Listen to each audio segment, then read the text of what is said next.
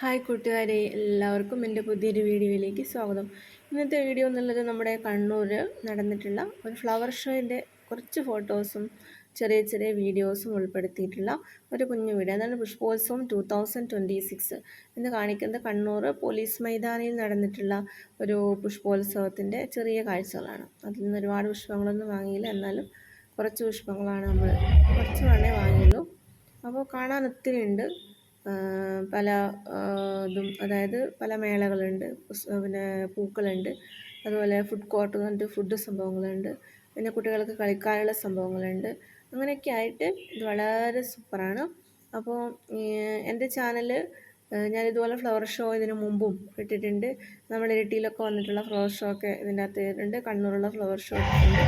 എൻ്റെ ചാനൽ ആദ്യമായിട്ടാണ് നിങ്ങൾ കാണുന്നതെങ്കിൽ ദയവിരുന്ന് സബ്സ്ക്രൈബ് ചെയ്ത് സപ്പോർട്ട് ചെയ്യണം. അതുപോലെ ലൈക്ക് ചെയ്യാനും ഷെയർ ചെയ്യാനും ഒന്നും മറക്കരുത്.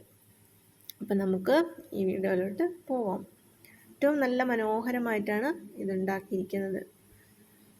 പല വെറൈറ്റീസുകളുണ്ട്, ഒരുപാട് കാണാനുണ്ട്, വളരെ സൂപ്പറാണ്.